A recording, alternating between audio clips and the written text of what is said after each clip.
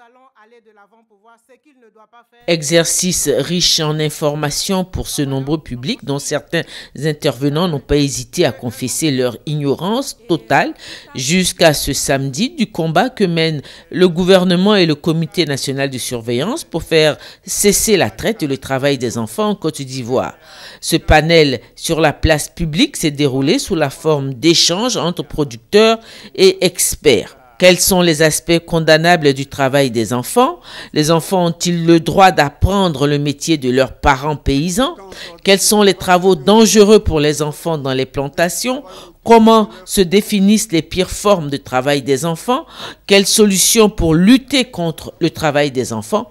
Sur tous ces aspects, les producteurs ont été invités à livrer leur compréhension avant d'être mieux situés par les experts. Il faut que l'enfant apprenne aux côtés de ses parents, de sa maman ou de son père. Sinon aujourd'hui, qu'est-ce que nous allons devenir si nous n'avons pas appris auprès de nos parents? On n'a jamais interdit à un enfant d'aller au champ. Donc ça, c'est le premier point. Ce qu'on dit, lorsque l'enfant va au champ, qu'est-ce qu'il fait au champ? S'il vous accompagne pour aller, comme l'a dit un producteur, abattre les arbres, faire l'épandage des produits chimiques, tout ça, c'est interdit.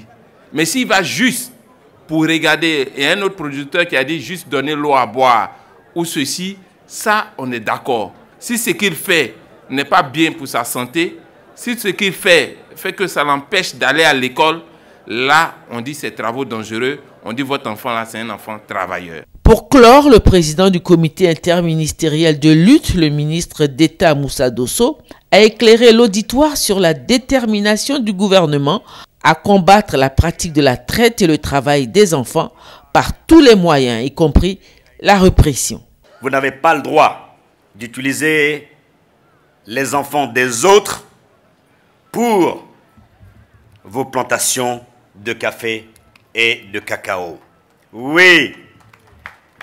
Ce qui n'a pas été suffisamment souligné ici ce matin, ce sont les sanctions.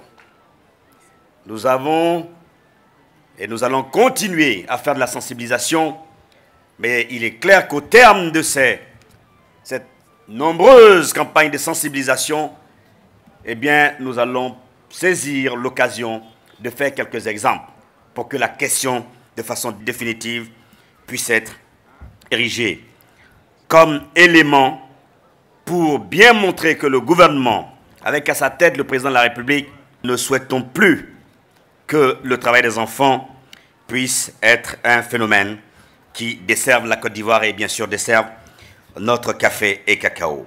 Au total, une rencontre fructueuse. Le message est passé, ont souligné plusieurs participants. Je me réjouis avec mes pairs de cette rencontre, de cette cérémonie solennelle que nous avons vécue avec la première dame.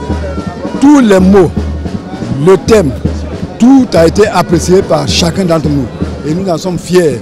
Nous profitons pour remercier le président de la République qui, en synergie avec sa femme, font mains et pieds pour mettre de l'ordre dans notre pays, la Côte d'Ivoire. En tout cas, nous avons beaucoup appris. C'est ça, on dit que si on ne vous dit rien, vous ne connaissez rien. Surtout le travail des enfants. Le travail des enfants, j'ai un collègue chef devant nous ici qui a fait sa déclaration. Nous tous, nous condamnons. Nous condamnons et il y a des gens spécialement pour eux, c'est d'exploiter les enfants des gens. Nous avons derrière nous nos familles, nous allons leur porter cette information et Inch'Allah avec eux, nous allons essayer d'aider, de nous entraider pour que chacun puisse subvenir aux besoins de ses enfants sans que les enfants ne soient traités comme des esclaves. Un échange de cadeaux a mis fin à la cérémonie. La première dame a offert aux producteurs de la région de San Pedro du matériel de travail et des produits d'entretien pour une valeur de 76 millions de francs.